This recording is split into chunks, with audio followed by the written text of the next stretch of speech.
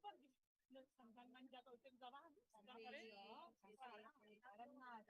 Nosaltres hem estat aquí apretats, s'han quedat al tinter. Bueno, perquè això és molt ampli. Sí, és ampli. És molt ampli. Així hi ha moltes resistències també. Hello, good afternoon. This is your interpreter. It seems that they're going to have only 5 minutes. Well, a Spanish 5 minute break. So hopefully, hopefully they will be back in 5 minutes and we will start. Sí, bueno, no passa res. Sempre podem dir tot, ara dèiem que igualment és un tema que sempre queden coses en el tinter, perquè no s'acaba. No s'acaba. Tot plegat perquè hi ha massa genèrica. És que és molt transversal, com diu l'Alexi. Ja les empreses, sí, ja els persones com aquesta noia. Clar, imagina. I com ve aquí, com ho ha fet, millor un dia de festa. Saber. És horrorós. Clar. I tot el tema de Renfe que porten ja no sé quantes... Clar, és un exemple claríssim. Així que, bueno, que hem d'anar millorant, no? Però bueno, a veure... Ya está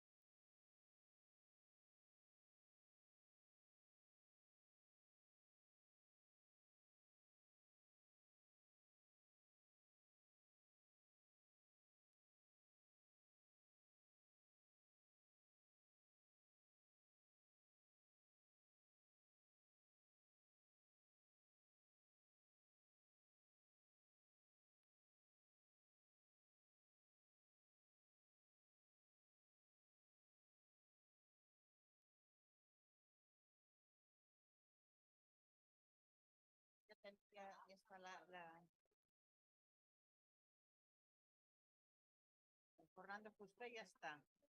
Lo que pasa es que... la estrella. Bueno, no hace falta que la estrella.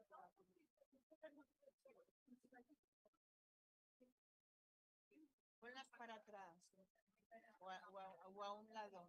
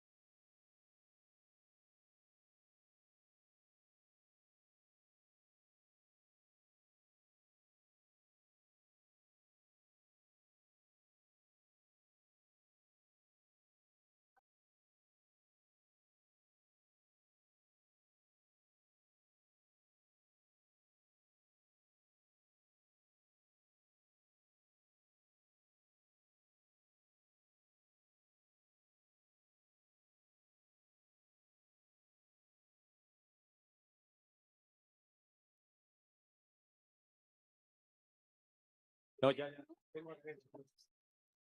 Ya. Bueno, vamos a empezar. Vamos a empezar. Okay, so we're going to start. Can I ask everyone to have a seat, please?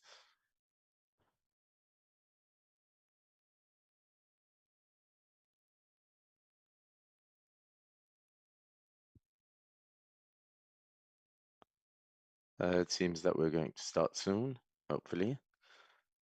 Everyone is taking a seat.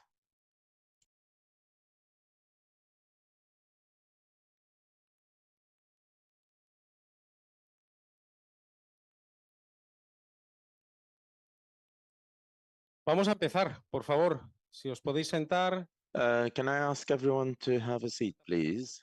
We're going to close the door so you can't run away. Brilliant. I believe that this roundtable justify us as international, as an international event. Without this, would not have been international. So we are so happy to have our Portuguese friends from the Timebanks, but I'm not going to take the floor from the moderator. Basically, I am just I'm the link between the different roundtables. So here you have Fernando. Fernando is a representative of the Sitges Time Bank. For how long have you been there? For 11 years. He is a member of our so the Ibero-American Association and of our board of directors, basically, from the Ibero-American Time Bank Association. So Fernando, anytime you can. Welcome from Sant Cugat, Catalonia. We welcome you to this roundtable with participants from different continents of the world. Today I have Eliana Madeira and Teresa Maria Branco, who are joining me today. Welcome to Catalonia. You are colleagues from Portugal. And virtually, we are so pleased to have Hairan Wang from Korea, Wang Li from China, and John Bless from the United Kingdom. We greet you from the Sant Cugat House of Culture in the Valles Oriental region. Welcome. Furthermore, we appreciate the delayed participation of our esteemed colleague Yali Lombera from Mexico and Dr. Kristen Gray, the widow of the creator of Timebanks in the United States of America and a fervent implementer of her late husband's ideal of people's well-being. Allow me to start the conversation with our colleagues from Portugal. I present them to you. Eliana Madeira has a degree in psychology, a postgraduate degree in collaborative project management, and a master's degree in activation of psychological development. In her professional career, she worked on a project to combat poverty. She was also a research fellow at the University of Aveiro, and she taught at the Higher School of Education Jean Piaget in Almada. Since 2002, she has been a part of the social intervention project team GRAL, which she has been coordinating for a decade. She is involved in national and international projects in various areas like gender equality, migration, human rights, education for global citizenship, other economies, and community intervention. She is coordinator of the national network of the Time Bank in Portugal, and she is a member of the Lumiar Time Bank. Teresa Maria Branco, she has a degree in history. She is a teacher. Well, actually, until the end of 1999, she was in Lisbon, in Angola, in the district of Aveiro, and in the past 20 years, she's been in the Algarve, where she chaired the founding commissions of the two basic schools in Quarteira. She worked for 3 years in the Portuguese teaching services abroad, in the Ministry of Education, in what was called FAOG, and she had the position of regional director in Faro. She retired at the end of 1999, and then she created the Quarteira Time Bank branch in 2002. She returned to her homeland in Lisbon and she began to collaborate with the GRAL and in the coordination of the national network of time banks. You have the floor. Buenas tardes. Good afternoon. Solamente en castellano, solamente para decir I que will no speak hablamos ni only portugués Spanish to ni say that castellano, I ni don't speak well Spanish, neither Catalan, so I'm extremely sorry. I'll be speaking in Portuguese.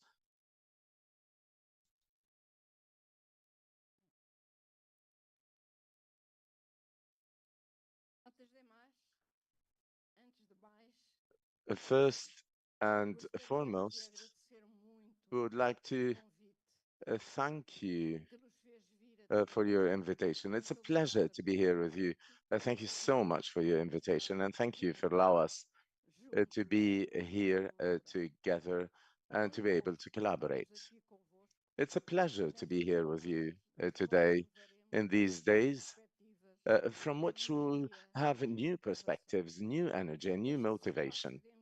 These meeting spaces are absolutely paramount to revive our awareness of the value of this initiative that mobilizes us and to think of new ways to promote the full realization of its potential, of which we know there are many. Just a few words of introduction and presentation.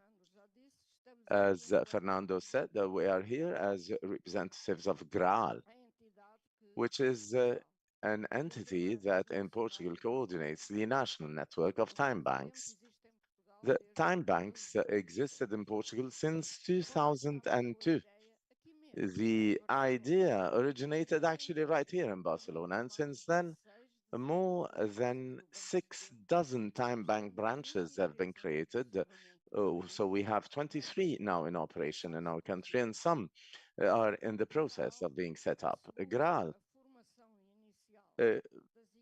facilitates the initial training of the teams that make time banks dynamic. It organizes regular meetings between the members of time banks in Portugal. It accompanies the time banks in its operation, and it develops support materials, and it disseminates also this initiative. We would like to congratulate you for choosing the theme of emotional well-being, because it's a topic of huge relevance in our society and in this historical moment in which we live. So the Eurobarometer survey that was conducted in June 2023 revealed that 46% of the European Union population experienced emotional or psychosocial problems, such as manifestations of depression and anxiety in the previous 12 months only. The pandemic triggered problems of anxiety, of worry, of fear, and of distress. So to maintain emotional well-being in these times is absolutely a challenge.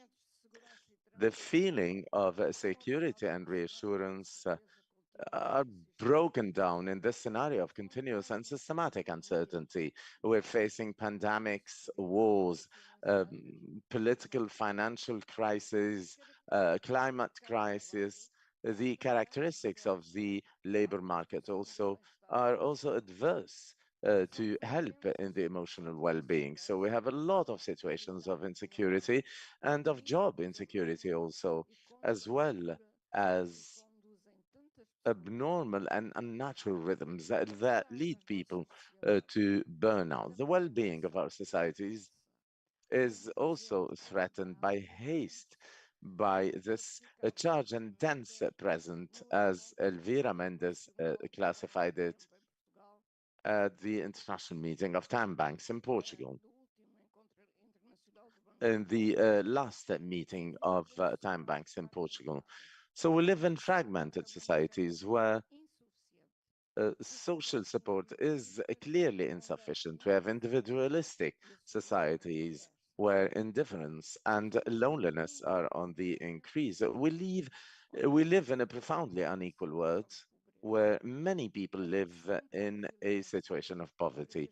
The pressure for resilience and for people to never show themselves to be vulnerable remind us the words of the poet Fernando Pessoa.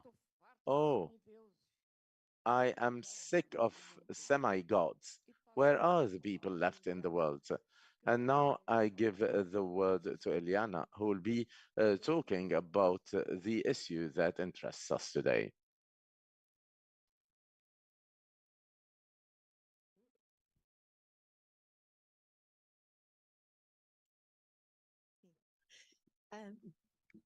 Conseguem ouvir-me? Sim? Okay, can you hear me? Brilliant.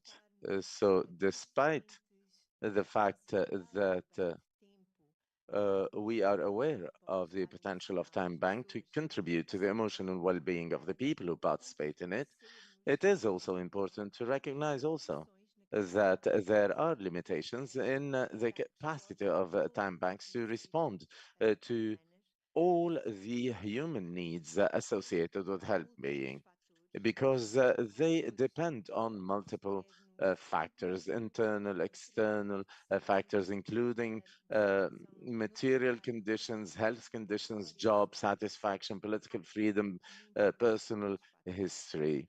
So basically, so many factors. We have 5 dimensions that are associated to emotional well-being that we believe are related with the experiences and the opportunities that are generated in the context of time banks. These are the 5 fundamental dimensions of emotional well-being. The first one is to have positive and supportive interpersonal relationships, to feel supported and to feel that we are a part of a community. The second dimension is to have a self-esteem and a recognition of the personal worth. And also, we need to have a purpose in life, and this is absolutely fundamental for well-being. We also need to develop personally and to expand our human potential. And this is a very important dimension for emotional well-being. And finally, we need to live and to share rewarding moments that are associated with positive emotions.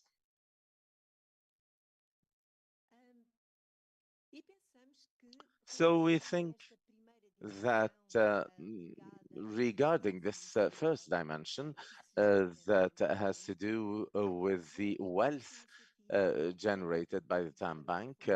So we have to say that this initiative has contributed to the reinforcement of social support networks, to the reduction of loneliness, to build a proximity between the people, and to reinforce the sense of belonging of people. And exploratory study that we carried out last year. It was involving a sample of 55 people, mainly women, from 10 Portuguese time banks, provided us some evidence of this reality. The members of time banks who participated in the study were asked to rate from 1 to 5 the contribution of time banks in various areas. So 0 basically meant nothing, and 5 meant very much.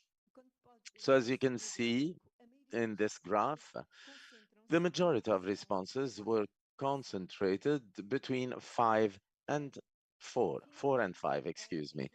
So finally,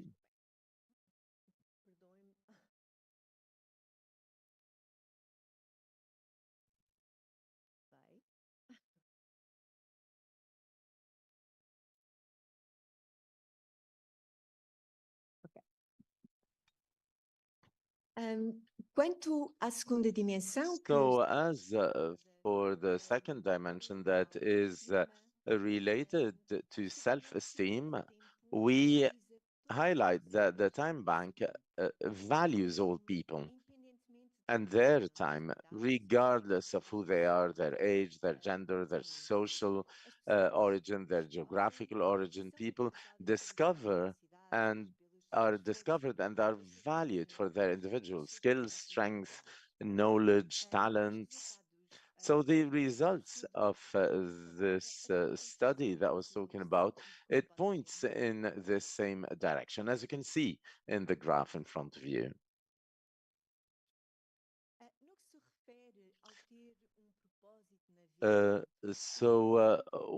In terms of having a purpose in life, the Time Bank has given a lot of meaning to the lives of many of its members.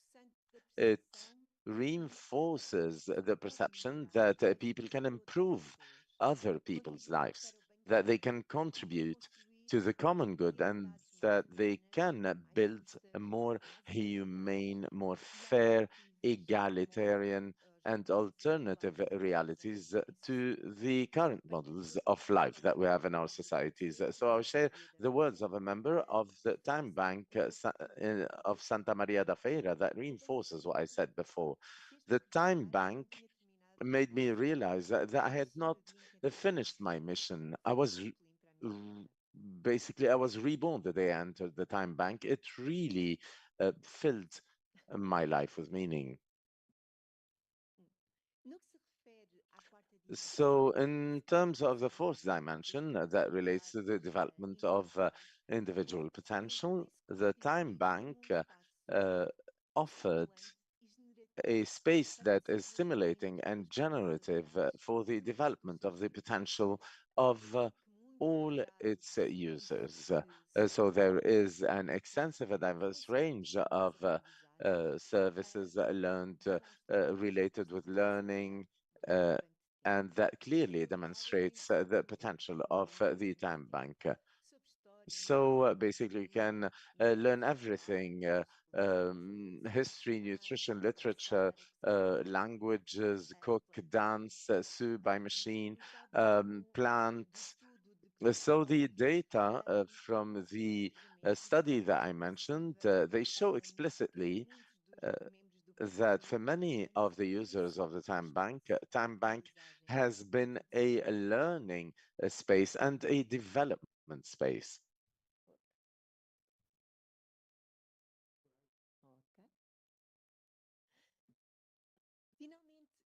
And finally, regarding the last dimension, we can say that there are countless situations experienced in the Time Bank that have the potential to generate emotional well-being.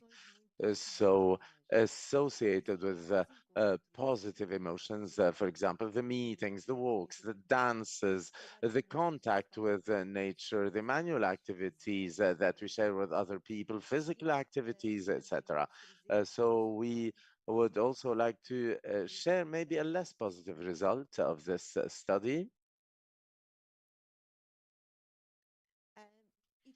So basically, this result shows that maybe the Time Bank is not reaching its full potential in areas of daily life, of managing a daily life. So this is important also to say here that emotional well-being is compromised when people experience difficulties in reconciling their professional life with their family life, when they're overburdened and they're unable to cope with the demands of everyday life. So although the majority of the responses in this study indicate that the Time Bank has a positive impact on the daily life of people, but when we compare the results of this dimension with the other dimensions, we see that we still have a lot to do and that we can go even further. So we would like to share with you some ideas for the future. So maybe some lights and some ideas about what we could do through time banks in order to make them a space to promote emotional well-being for people. So one of the ideas that we believe is important is to go deeper in the evaluation of the impact of the time bank on the well-being of its members. We need to be able to measure this impact, and also we need to reaffirm publicly this potential of the time bank in terms of a community resource to promote mental health and to prevent emotional distress. And also, we believe that it is important to structure opportunities and spaces for dialogue and to learn about mental health. So we need to combat stigma, and we need to be enabled to identify and address situations of distress that require specialized care. We also believe that it is important to create learning environments for the time bank members in areas like stress management, conflict resolution, social skills, etc. And for this, it is very important to continue to do really well what we have been doing until now. And we will end up with a testimony from a member of the Algarve Time Bank who says that the Time Bank gave me, above all, a lot of joy. And now we finish here hoping that all time banks always thrive more and more. Thank you so much. Thank you so much. Due to time limitations, our Mexico partner could not able to connect live, but she has been kind enough to send us her recorded participation. Ms. Yali Lombera is a member of the board of directors of the Ibero-American Association of Time Banks, and she's the activities coordinator of Cualcan Time Bank. She's the social activist. She's involved in supporting citizens and works interacting with other inclusion and support entities in her country. Currently, Ms. Lombera and myself are finalizing the details of the twinning between Cualcan Time Bank and the SIGES Time Bank, which is the second twinning of our Latin American network of time banks, because the first partnering was with Time Banks of Ecuador, managed by Esquel Foundation, with the SIGES Time Bank 8 months ago. Furthermore, with my colleague Yali, we are creating a greater interaction on social issues between the two shores of our ocean. So let's listen to her message. Good morning. My name is Yali Lombera. I'm a part of the Cualcan Time Bank. We are in city of Mexico, and we operate since March 2020. We have worked with the Ibero-American Association of Time Banks in different activities, fora, conferences, courses, radio programs, many types of events, etc. In this occasion, we would like to share with you the activity that we carry out on emotional well-being, because we have seen that all social associations, all the communities, we can have very good objectives. We can coincide in interests. We can have the best organizational tools, but we know also, and we have observed actually, that the success or failure of a collective project depends mainly on the way how we manage our conflicts. And these conflicts have to do with the emotional character of each one of the participants in these groups. So we will always have different points of view because we think and we feel differently. And sometimes we cannot resolve these differences. So the origins of our disputes, they can have different origins, internal traumas, life stories of each one of the members of the group that many times we cannot see, and that That's why we have different tools in order to face these conflicts. There is no personal recipe. Each one has a different personality, different characteristics. For example, there are people who are characterized for being very voluntary people who have an energetic determinations, and some others also. We really are moved by our feelings, and what moves us is emotion. And there are other people who are more rational and they need to understand things. So each personality is completely different. But what is important is to find the adequate tool in order to really understand each one of these personalities who have different tools, like, for example, the transgenerational psychology that studies the biological and cultural heritage. We have mindfulness also, psychomagic also that cures traumas based on symbolisms. We can also have neuroscience, neurolinguistics that are tools that analyze the behavior of the brain as responsible of different emotional states. There are other tools like, for example, the toroidal energy technology. And basically, we started studying on how to face conflicts, how to manage these conflicts based on looking for a solution of the different moments that led to difficult situations. And we know that in each one of these situations, what we have really deep inside is the emotional state. So we hope we will have more tools and that will be able to share with you these tools, this knowledge, in order to manage much better our emotions. So from here, from Mexico, we have worked locally with two groups mainly that really work specifically on these programs, like, for example, the group of Linaje del Sol. These are girls, and one of our colleagues, Cristina Mejia, will be participating in a roundtable, and she has many years of experience in emotional help and care. And we have worked with other groups and organizations like Seeds for the Future, Semillas del Futuro, who have developed the toroidal energy technology.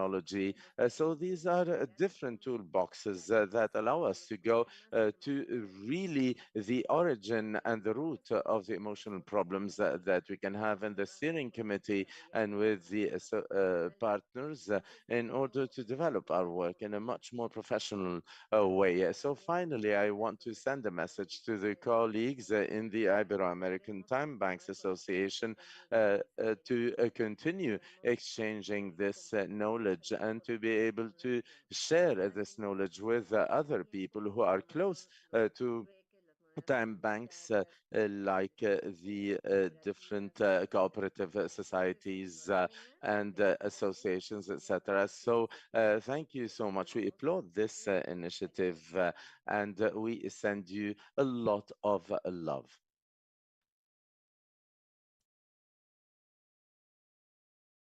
Nos trasladamos ahora a Asia para saludar a dos compañeras que hoy nos acompañan desde Corea y Going China. to Asia in order to connect with Korea and China.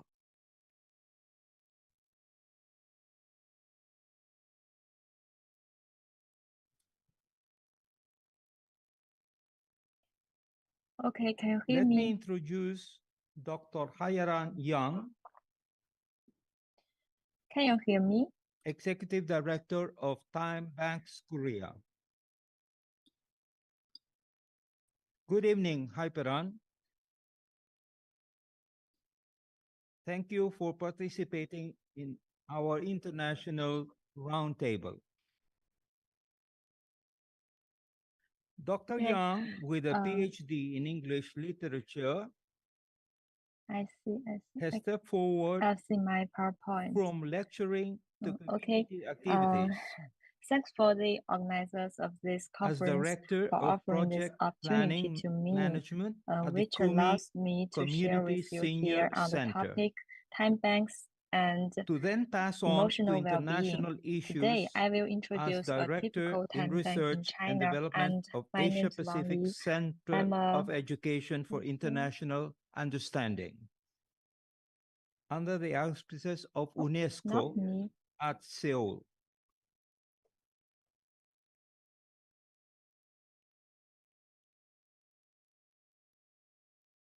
Está escuchando el. And presently heads the Korean Can I- time banking movement. Yeah, can I talk now? Can you hear me? Do you hear me?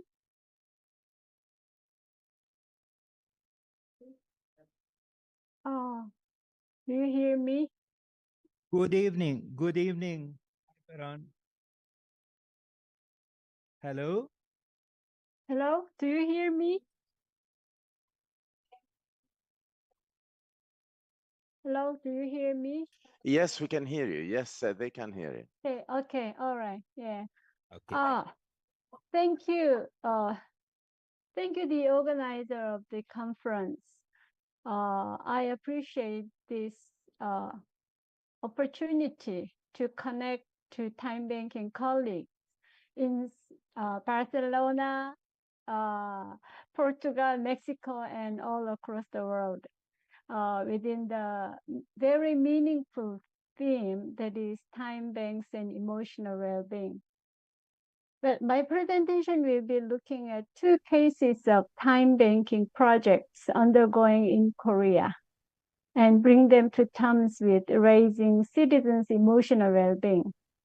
One is the Time Bank House project, which is run by my organization, our organization, Time Banks Korea, as a grassroots practice.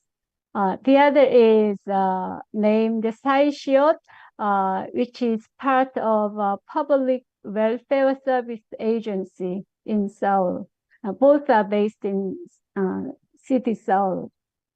Let me share the screen.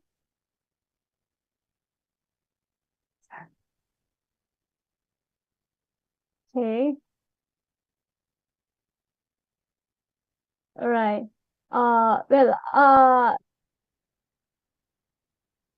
Even though I'll be looking at two cases, I will be mentioning maybe three different time banks in Korea. But there are several more time banks going on in Korea. If you look at the stars, red stars, they are the red stars showing all the spots where time banking is going on in Korea, in South Korea. The time banking concept was first adopted to Korea through the time bank called the Love Chain in 2004. Before then, an Anglican church mission was providing volunteer service for the care of lonely patients, both in hospital and home, of a small city called Gumi. This city is about 3-hour distance from Seoul by train. What motivated them to introduce the time banking practice to their service was first, volunteers burnout and receivers' never-ending emotional dependence and unequal opportunities given to the old, the disabled, the poor, and other socially disadvantaged people. So the center looked for an alternative that would make volunteers' good feeling more sustainable and raise receivers' self-esteem and confidence about their capacity to control their life. And the center also wanted to raise people's awareness that everyone has something socially valuable for their communities once they belong to one. So this very movement named themselves as the Love Chain Time Bank. And the logos of the Love Chain Time Bank has been well practiced in the time bank practice till now in Korea and inherited to the most of the following time banks in Korea. In spreading the concept and practice of time banking across the country, the organization, our organization, Timebanks Korea, played a crucial role, which was established in 2017 as a non-profit organization. And this is also based in Seoul. The organization, Timebanks Korea, has closely and hard worked with the Love Chain locally and Timebanks orgs and Time Banking UK globally. Its efforts targeted at spreading the practice to public welfare service, volunteer services, and grassroots movement across the country. Among many different projects run by the organization, one major project is named as Timebank House, which is also the name of the space set up for the project.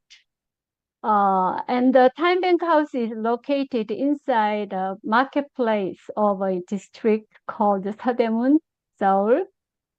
And there are two neighborhoods close to the Timebank House, which are populated by 50,000 people approximately. And people over 65 years old in these neighborhoods go beyond 28%, almost 30%, which is indicated as a super aging society. Aging includes various negative issues, such as losing health, money, family, and friends. Looking at the high population of the elderly and the high rates of mid-low income family in the neighborhood, of which I am also a part, the organization decided to set up the Timebank House there in June 2021. And this place is open to any kind of people as long as they want to meet and spend time together with neighbors.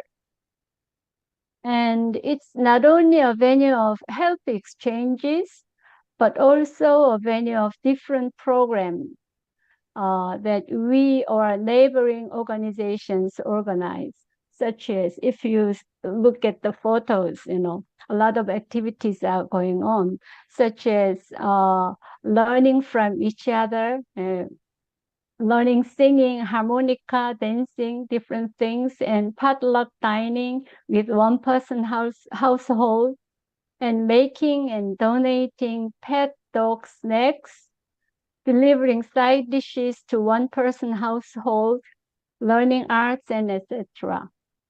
Majority of its users are the elderly or people with disability, and most of them live alone. And the sense of community in villages and neighborhoods in Korea have long gone with the capitalistic market system developments and income earning labor demanded to family life. So even though some have lived in this neighborhood more than 50 years, they have no neighbors to turn to when they are in emergency. When it comes to one-person household, issues become more serious and complex. Meeting and playing ping pong together in the Timebank House, people in this neighborhood get to know neighbors newly and better, and build trust to give and receive help, restore the feeling of connection, and restore the confidence about their capacity to cope with everyday life, as well as the positive feeling about themselves and others.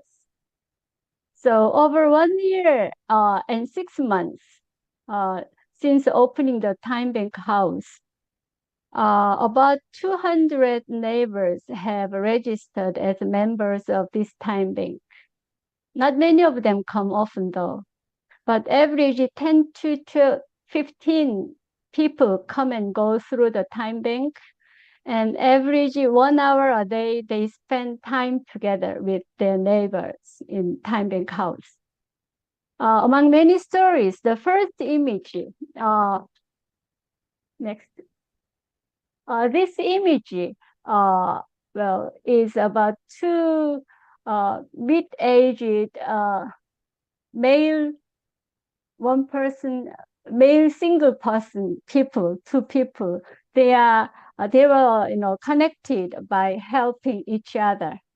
Well, the man at the bottom left, he has lived in this neighborhood 50 years, but he never talked to any neighbor in his life until he comes to Time Bank House one day and said, he needs a person to come with him to the hospital because he needs like a sponsor, company, companion in order to get the sleep, we say sleep gastroscopy, you know, because he had a stomach ache.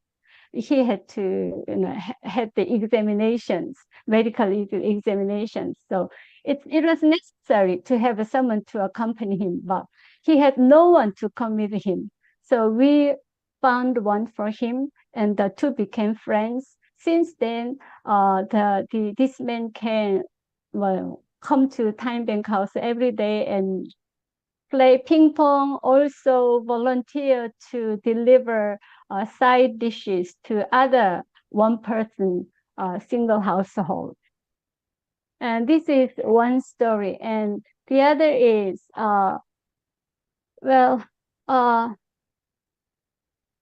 I wrote just an initial I, In Young. His name is In Young. He has Asperger's syndrome. He's fine, but he has problem with interacting with people and serious depressions he had. He's in his 20s. Well, he began to help a boy of 16 years old who had an epileptic, and they played together with Lego blocks. And well, in gratitude, the mother of the boy with epileptic, she began to help ladies in Time Bank House, teaching them how to fold the papers and make flowers, paper flowers. And one of the ladies who learned from the mother, she, well, taught singing to other ladies and gentlemen. One of the gentlemen who learned the singing, he teaches ping pong to another young boy with intellectual disability. And this boy joined the street cleaning young people. And that's how these two boys, one with Asperger syndrome, the other with intellectual disability, became friends through time banking. Yeah, this is another story. How about, you know, how time banking helps people's emotional well-being. Okay. And well, as when we, you know, not very often, very recently, we did a survey. We conducted a survey, very short survey on how our work in Time Bank House benefited users, our members. And the questions we gave was like this. Most of them asking about, you know, members'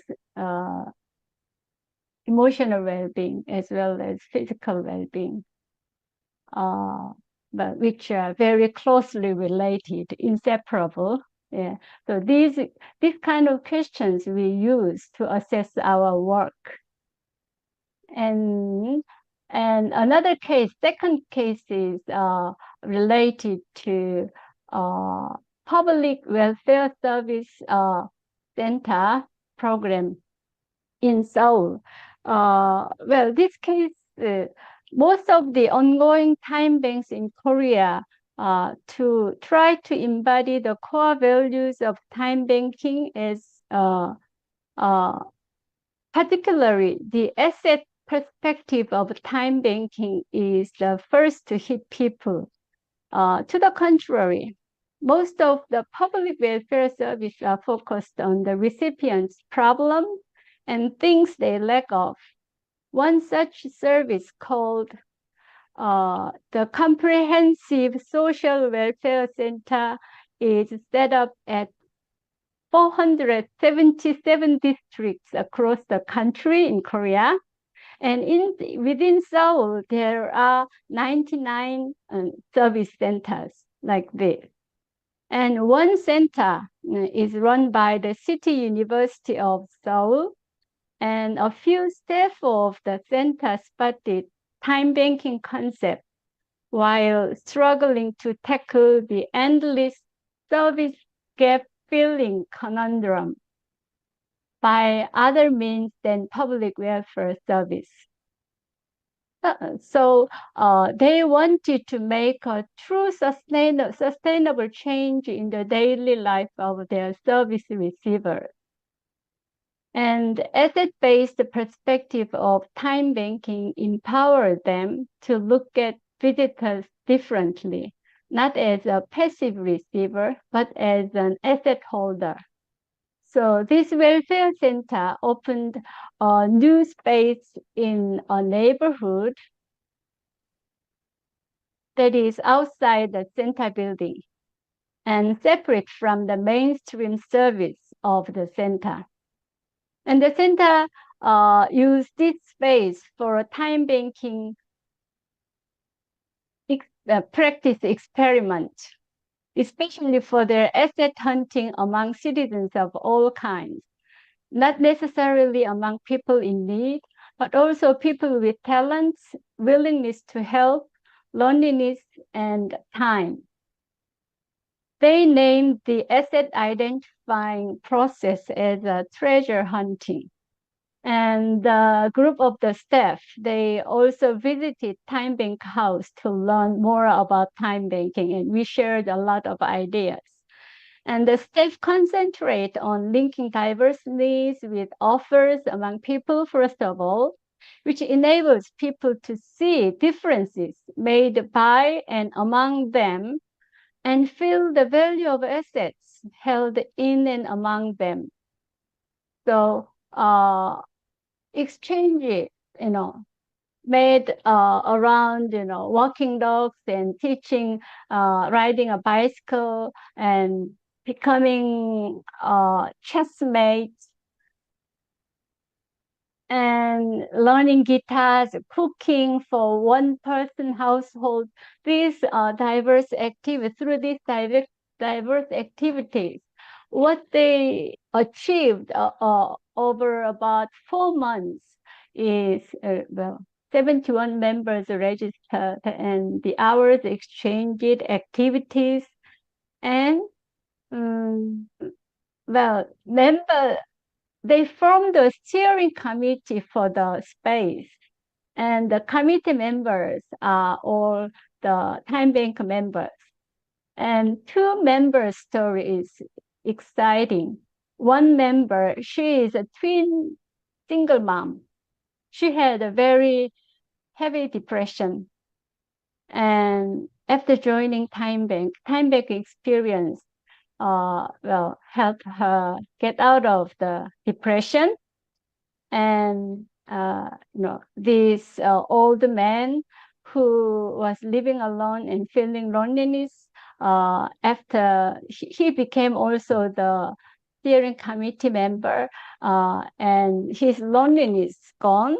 The funder of the project, that is the district government, witnessed the differences that this project produced and recognized the experiment as something explorable for the future district policy planning.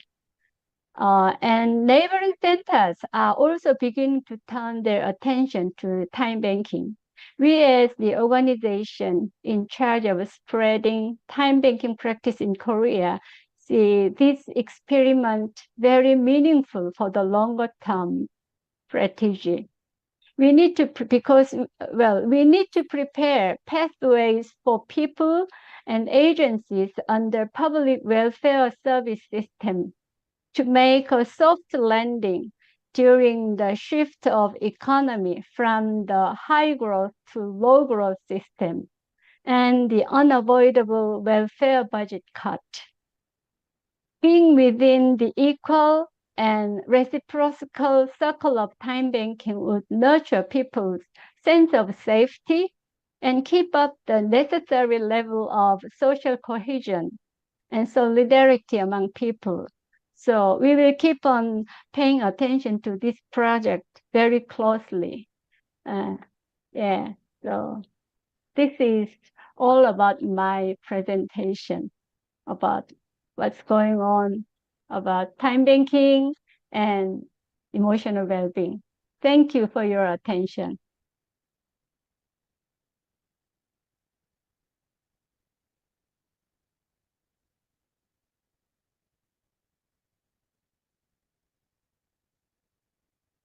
Muchas gracias, Jairan, para Thank you very much, Jairan, for this very interesting presentation. We take a very good note of it. And also from Asia, we're going to listen now to a researcher from China who is investigating how time banks are used as a tool for well-being. Dr. Wang Li is a lecturer at the School of Nursing at the University of Beijing,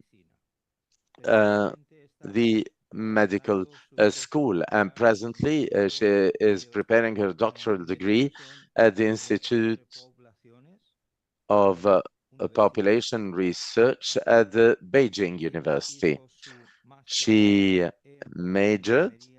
had a master in geriatric nursing, and she mainly focuses on the correlation between the participation of adults in time banking and their quality of life. So please take the floor. We are listening. Wang Li, welcome and thank you.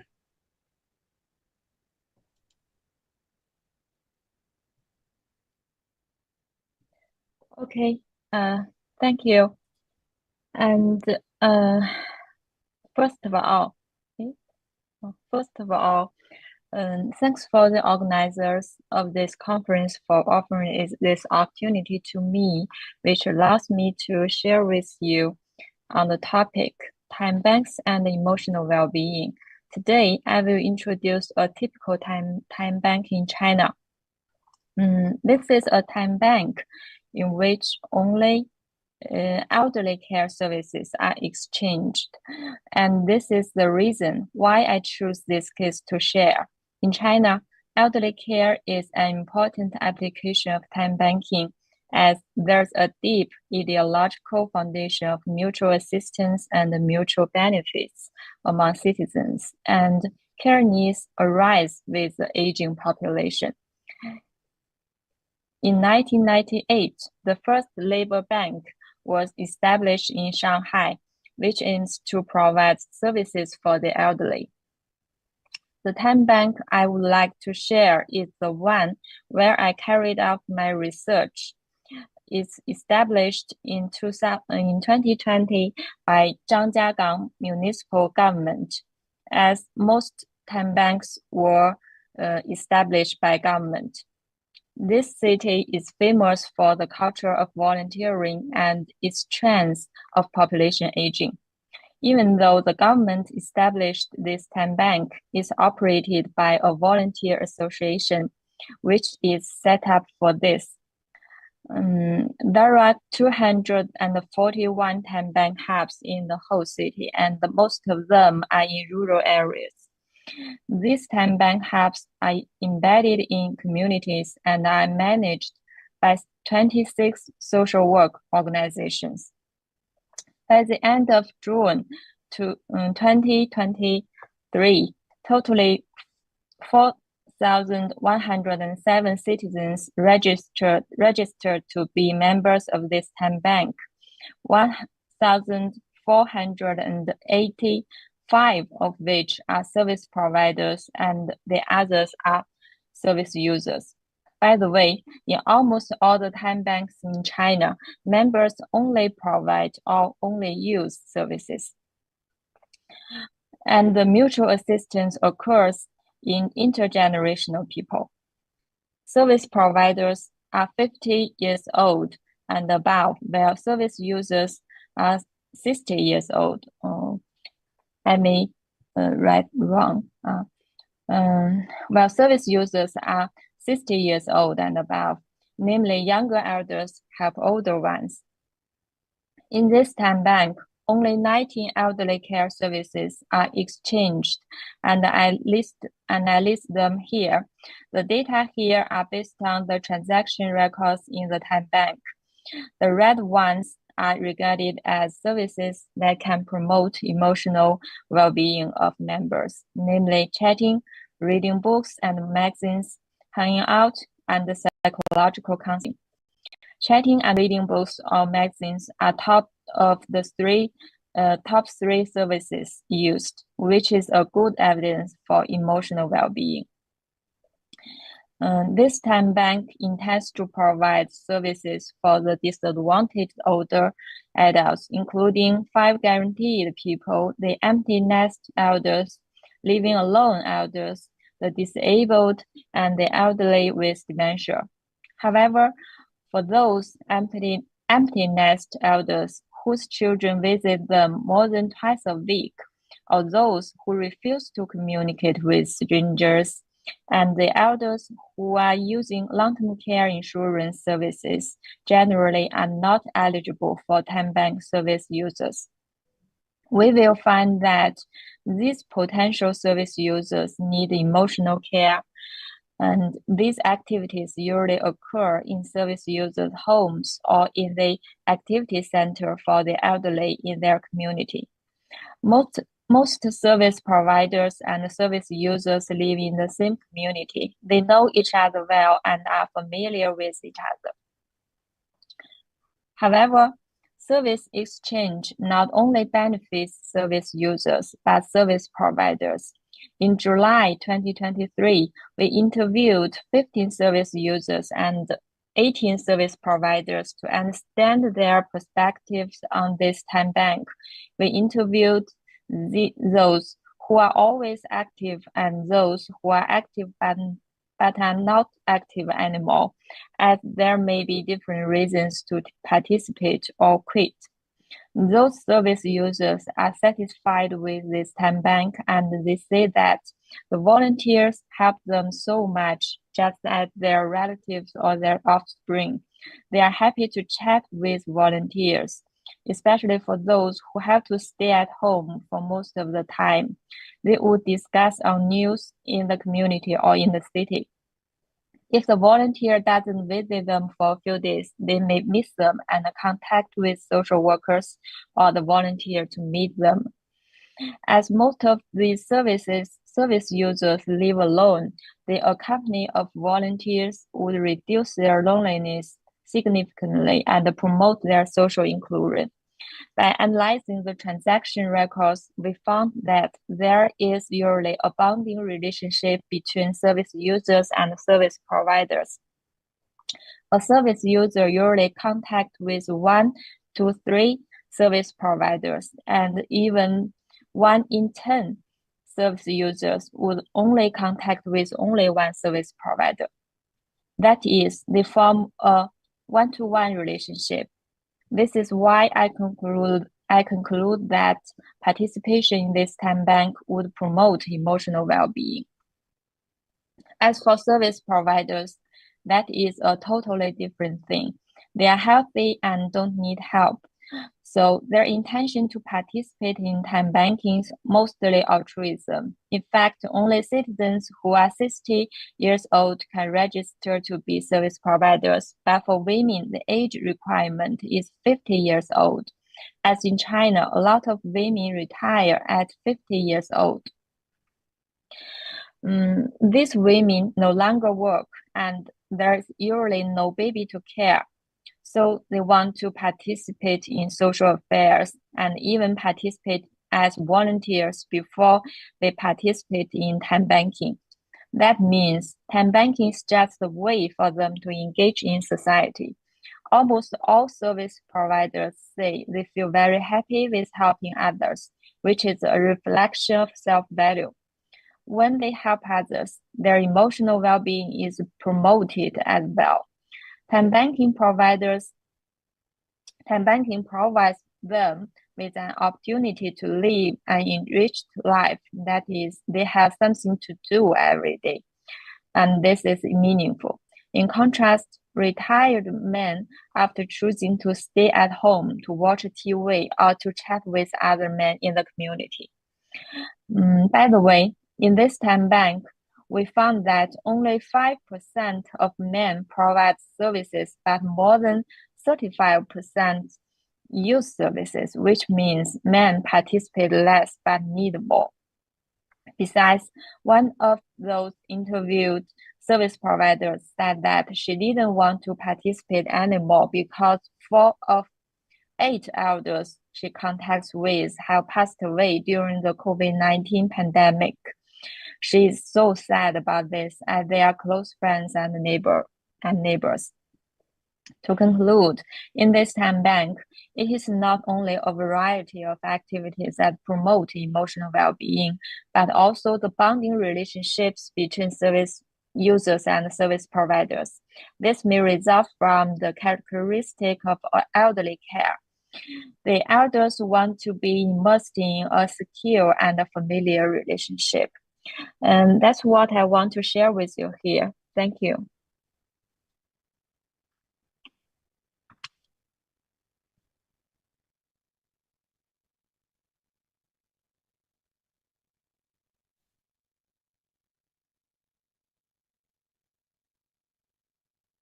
Gracias, Juan Lee. Regresamos a Europa. Thank you very much. We are back in Europe and we are going to give the floor to John Bless from Time Banking UK. He is the head of programs of the Time Banking unit in UK.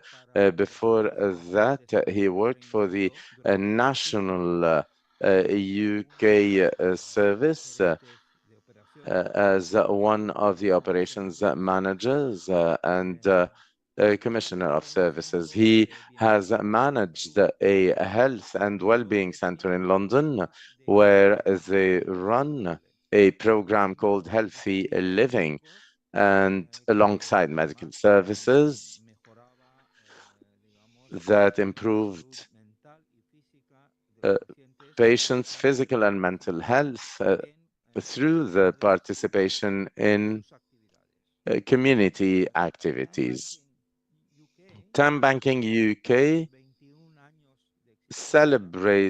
is celebrating actually its 21st anniversary in August 2023. So nowadays they have had over 6.5 million time banking hours exchanged, and also Time Banking UK is an organization that supports the establishment and the development of time banks across the United Kingdom, where we have now 120 time banks at a national level. And currently, they nearly have 25,000 active members, and they have more than 2,500 affiliated organizations that are members of local time banks. And John is going to offer us his presentation now. So welcome, John. Please, you have the floor. Thank you very much to the organisers and the audience for giving me a chance to speak to you today. I'm afraid that my Spanish is very poor, so please, you'll have to bear with me as I speak to you in English. I'm really going to talk about how well-being has benefited through time banking within the UK and give you some examples of that and how we use time banking in different ways. So I'm sure that a lot of what is on this slide will be very consistent, and in fact I am amazed at how much, regardless of our different countries, our different cultures, how much is very much the same in essence in time banking between us. And so I'm sure you all know that time banking is an asset-based philosophy. Everyone has a value regardless of their education, their ethnicity, their class in society. And it's a patient-centered approach where time is the currency and everybody's time is equal. In the UK, as in other countries, as we've heard this morning, time banks create social and practical support networks, and they help to tackle loneliness and social isolation in communities and neighbourhoods. But what they also do is they improve the health and well-being of people who participate. We often focus on the people who need support, but actually there's increased self-esteem for people who offer the support as they realise they do have something to contribute to their society. And we do have evidence in the UK that time banking does reduce the strain on public services and on the health professionals. So I used to work for 25 years in the UK's National Health Service, and I'll talk about that a little bit later in its relations with time banking in the UK. This slide is just really to show you that on the left-hand side is the cycle of interaction that time banking offers, which is very much like Hiran showed you earlier in Korea. On the right-hand side, we have a time banking software platform, and when people join our time banks, we ask them these questions. So what is the reason for you joining a time bank? And these are the percentages that we received from a survey of just under 2,000 participants. And so you can see that most people just want to help out people in their local community. Others want to help another person at 61%. Others, nearly 55%, wanting to meet new people. And although it's a smaller number of 8%, some people see the building of their confidence and increased well-being is enabling them to gain employment, which for some people, time banking involvement is the first step for them in approaching work again. So time banking networks in the UK support statutory services, but we do not replace them. So we often fill the gaps that we find that statutory services, particularly like the health services, offer.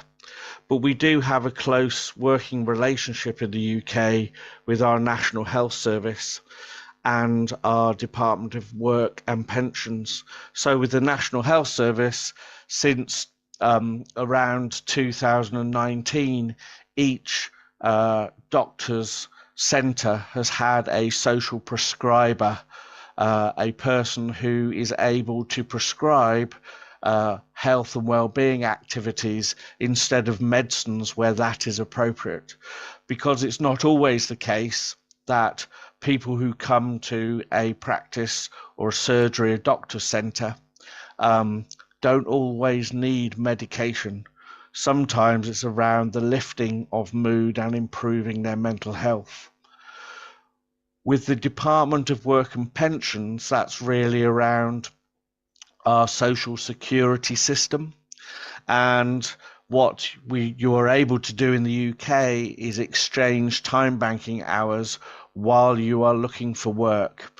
And so this enables people to gain new skills, to become more confident, increase their own self-esteem, and make them able to go for job applications and for job interviews. So it doesn't stop people from participating in time banking if they are currently unemployed. In South East London, we have two very successful and sustainable time banks that have been running since 1998, and they're still running today at Paxton Green and Rushy Green.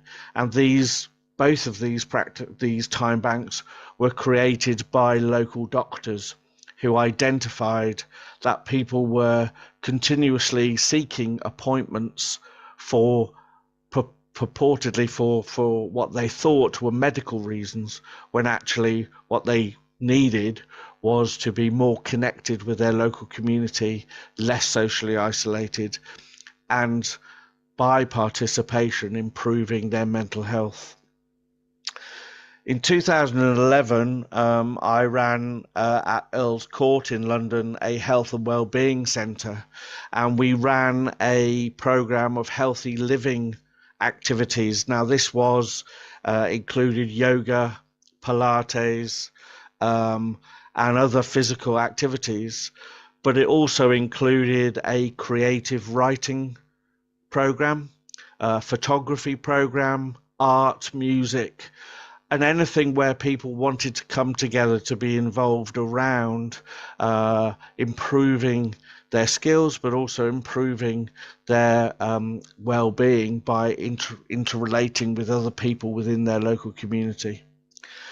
And I think well-being even more so now, post-pandemic and during the cost of living crisis, is that our time banks in the UK, as I'm sure in other parts of the world, are also involved with food banks, baby banks, and warm banks. And warm banks in the UK are really communal places where people can go where they might not have enough money to heat their homes because of the cost of fuel at the present time. So you can see that time banks are interwoven within health and well-being across the UK. So I was talking about Paxton Green Time Bank. This has 940 members individually and has over 150 organisational members. And it was started by a local doctor 15 years ago. And the people on the right-hand side in the photographs were elderly people living with depression who would come to see him regularly.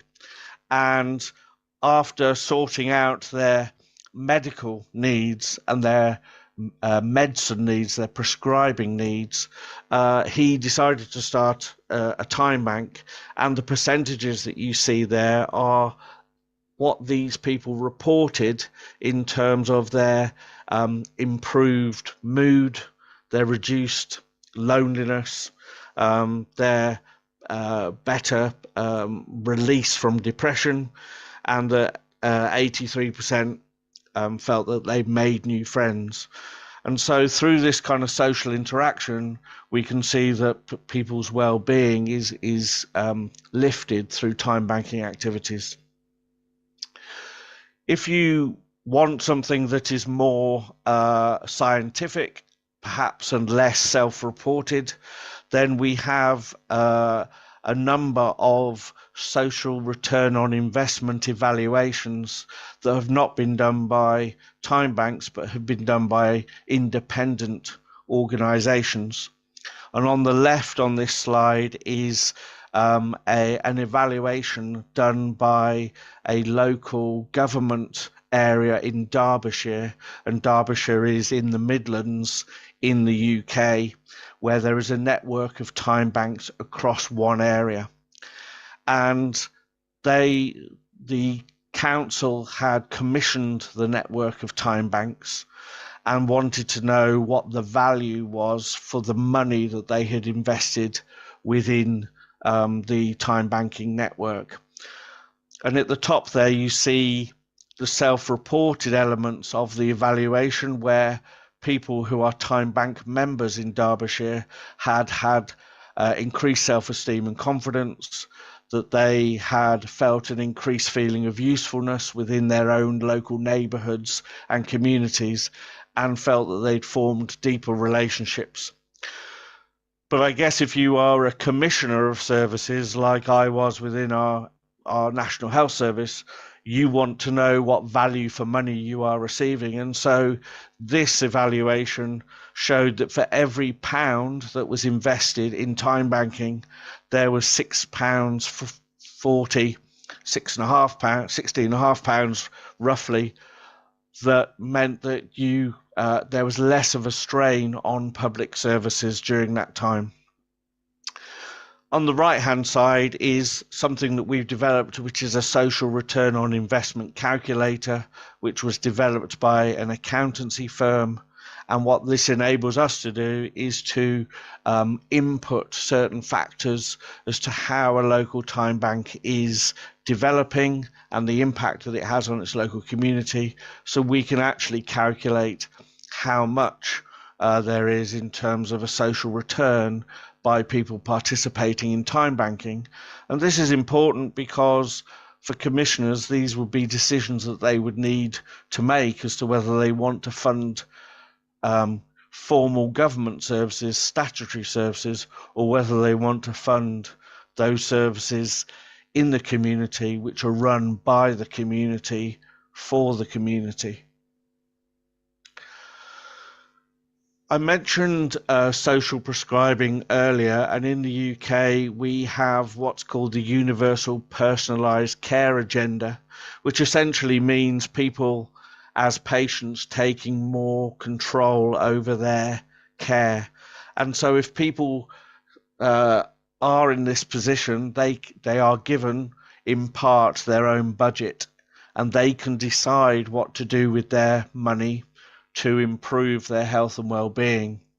So this may be around trying to work with the formal health system in the UK, but equally it can mean that they can utilise their money to participate in time banking activities, or they can participate by membership in their local gym, and that may actually give them more health and well-being than being involved with the formalised healthcare setting.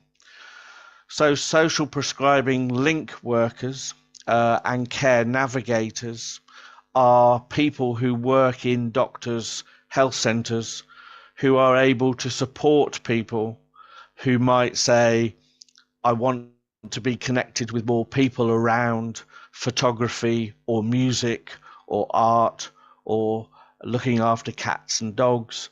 How can you help me to identify a local organisation that can help me with that?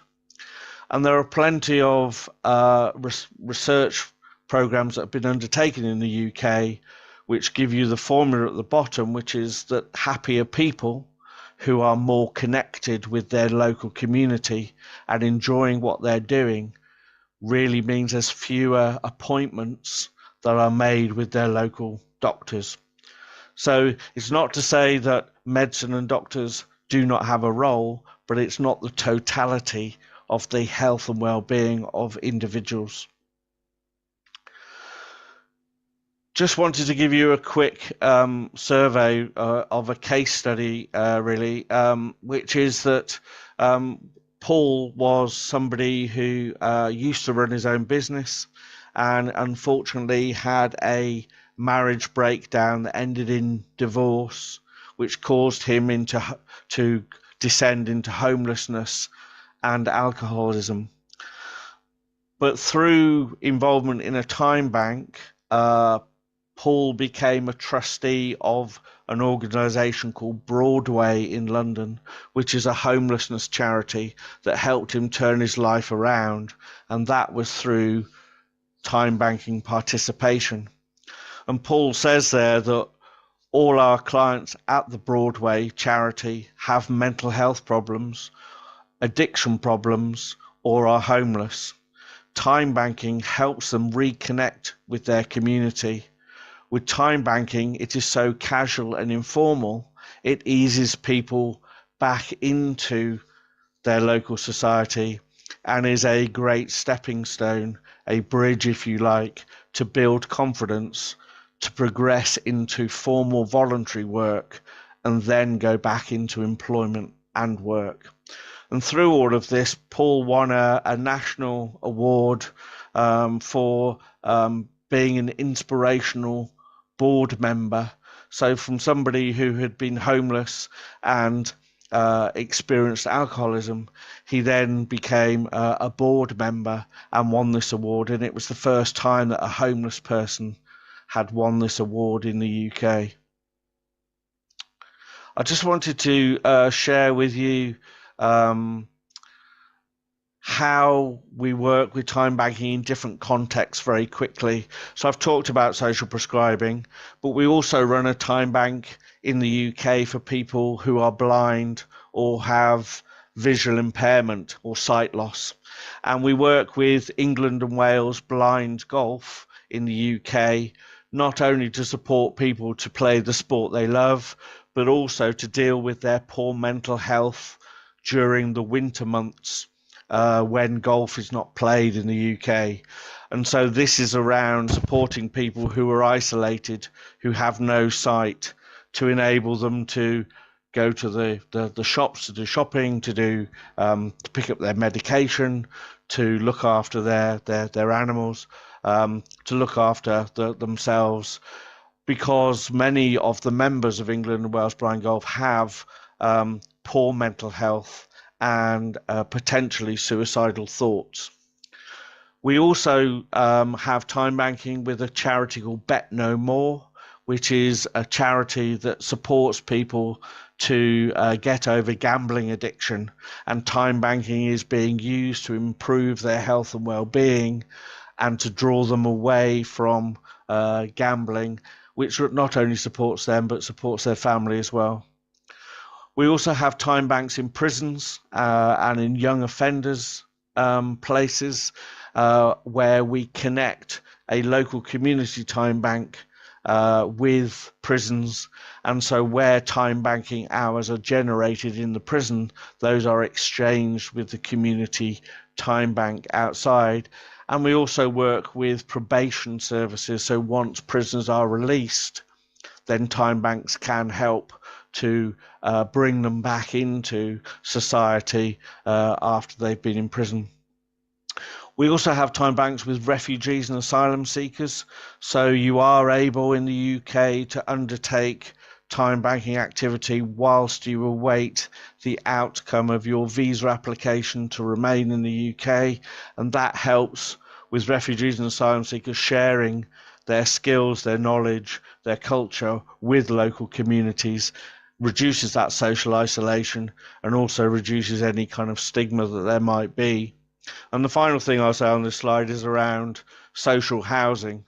So we have a lot of time banks which are set up where people might live in a certain neighborhood or a block of flats, an apartment building, whereby they will exchange skills and time banking, making the community come together to improve health and well-being. So as you can see, time banking has a lot of different contexts in which it can improve well-being, as well as in the kind of mainstream communities within the UK. And that's the end of my presentation. Thank you for listening.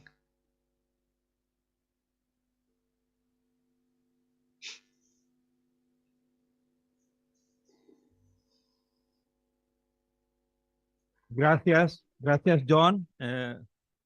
Thank you, John. And finally, last but not least, the contrary, actually, we have the most awaited message of the ex-wife of Edgar S. Khan, Dr. Christine Gray, and we had exchanges lately, and it was absolutely fantastic. Due to time differences, so she sent us a video message. It's a very special message. It's a homage to Edgar Kahn, her late husband, and also colleague, because Christine Gray worked in time banking, social actions. She works towards equal rights, citizens, well-being, etc. Dr. Christine Gray is a professor at the University of the District of Columbia at the David A. Clark School of Law. And this School of Law that I personally know was founded by Edgar Kahn and his first wife, Jean Camper. She was a Black activist that I met in the 60s. So Dr. Gray exercised as a consultant, and also she gave conferences. And Christine's work was focused on the systemic changes, and she applied the co-creation in the time banks and the holistic thinking system. As a former CEO of Timebanks USA, and in other positions that she had, Christine helped in shaping numerous aspects of what today is Timebanks USA. And moreover, she was an incubator of new ideas and, of course, of innovation. And she created a hub for the national expansion and international expansion of the Timebanks networks. We talked with her lately about the hub that we have proposed in the past February, about quality of time that the SIGIS Time Bank proposed, and on which we are working with colleagues in Latin America. We are going to start working now with Africa and Europe. So she played an important role because she was the one who initiated the National US Academy of Welcoming to People. So welcoming of whom? Of prisoners who re-entered the community. It was a work that started in the 60s with Jane Camper in the States. I mean, it's a very long story. I could spend the whole morning talking about it. It's very interesting because our colleague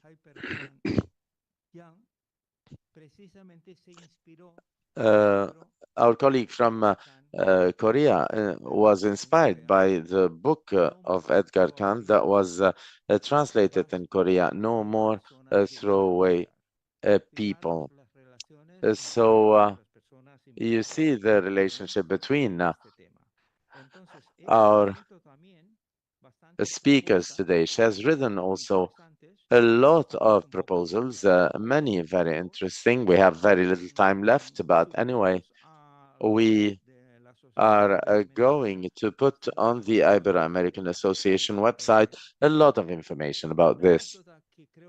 Just, I think that a very last thing that is very interesting to say is that Christine met Edgar Kahn when she started writing her doctoral thesis.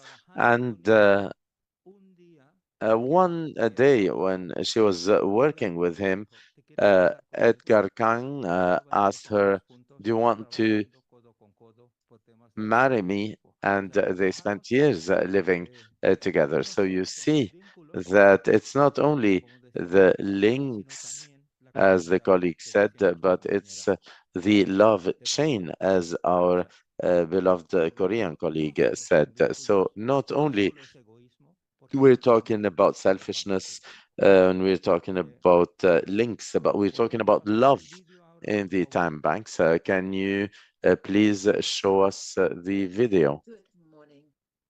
It is my honor and my Bueno, pleasure to be able to talk this morning about Edgar Khan. Edgar Khan was my husband, my love, my teammate, my inspiration for 23 years. I joined him in 1999 and we got married in 2000 and we were together until January of 2022 when sadly he passed away. In those years together, working with Edgar so closely, I learned so much. Edgar was an institution builder, an amazing institution builder from an early age. He and his first wife, Jean Kemper Khan, created the Legal Services Program and developed the National Legal Services Program, which in the years since has served literally millions of people. It changed the nature of law in this country. A second thing that Edgar did was to work with tribal leaders across the United States to press for tribal self-government, which at that time was denied to them. And they were successful in achieving the Native American the American Indian Self-Determination Act of 1975, which in the years since has opened up so many possibilities for tribal self-government and has allowed the tribes to thrive in a very different way than before. He and Jean co-created a law school which was at the time revolutionary for its diversity and for its modes of teaching, because they applied clinical legal education, which at that time was virtually unknown and is now required by the American Bar Association of all law schools. But the thing that Edgar was most proud of, right to the end of his days, was the spread of time banking around the world. So why? Why was that one accomplishment so important to Edgar? Well, institutions are designed with goals and outcomes in mind. And very often the reasons for those goals and outcomes are not explicit, but Edgar was very explicit in all of his institution building. The goal was to make a world that is more just, more fair, more equal for all. But there's whys that lie behind that why. And there are three that I want to share with you this morning. The first is that every person, every human being is a miracle in Edgar's view. The second, that we need each other. And the third, that our institutions should serve us and not we them. So I'm going to go into each of those in a little bit more detail. The first, we are all miracles. Edgar would say, Edgar had his sayings, and one of his sayings was, Chris, you know, there are more synapses in our heads than there are stars in the universe. He would say that over and over again to me, to others, and it was such an important truth to him that we are all miracles. Therefore, we all deserve respect. We all deserve to be nurtured, cared for, and to be honored and rewarded and recognized for the things that we contribute to the world. The second, that we need each other. Another saying of Edgar's was, we come into the world 9 months in debt.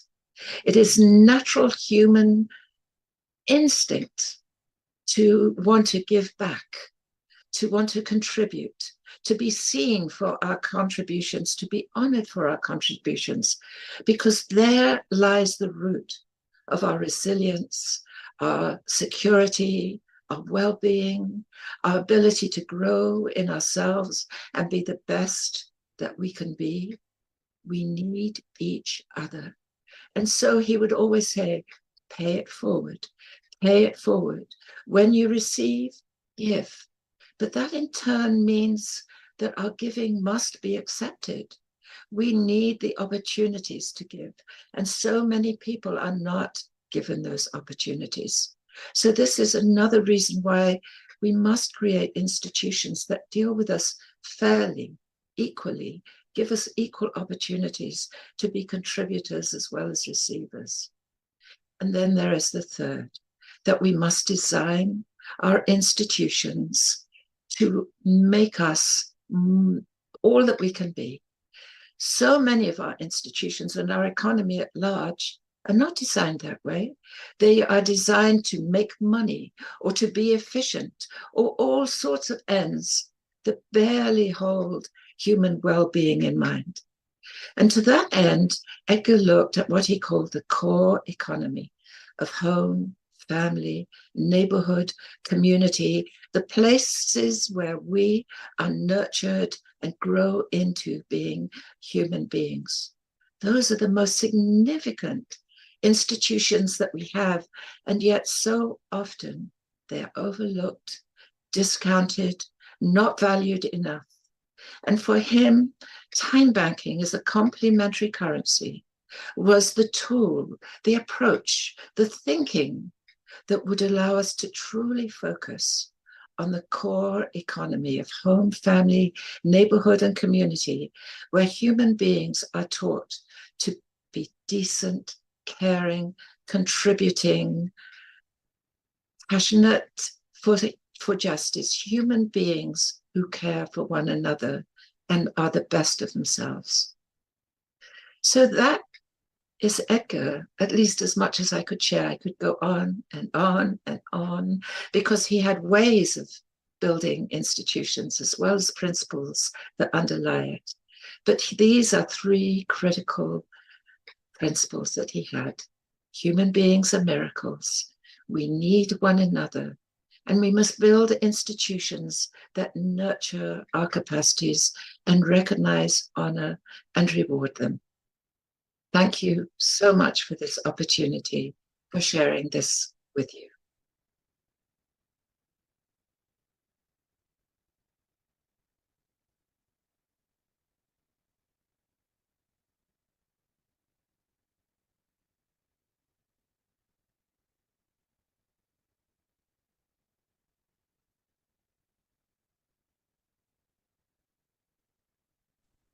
There's no microphone. I lost the microphone.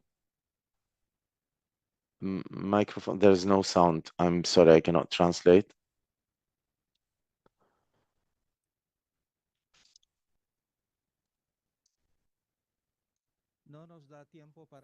Okay, so we don't have time for questions and answers. Could we put the slide of our webpage? We are going to, with Giulio, we are going to create a chat with questions to our colleagues from China, from Korea, from Portugal, from Time Banking UK also, John, and also maybe Ms. Gray could answer some questions through this chat. So here you have all the information. So I invite you, please, to participate. And in 2024, I throw a challenge. Let's look for a quality of life. And I go back to a writer that I love, Fernando Pessoa, Eliana Pessoa. Eliana talked about him here, and it really touched my heart because I love Pessoa. He is a man that was not well understood. Why? Because the rest of Europe, for example, in the United States,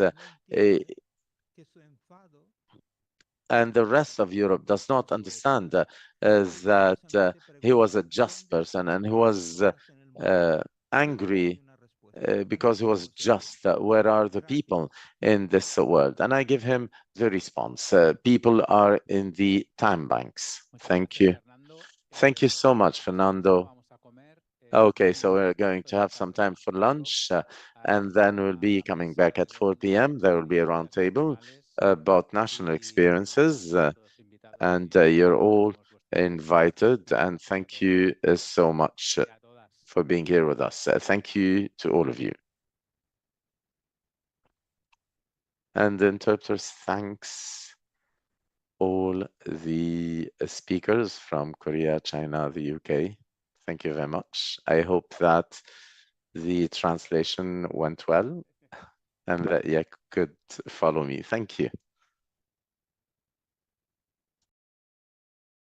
Oh, merci. Me encantaría porque yo entiendo muchas cosas.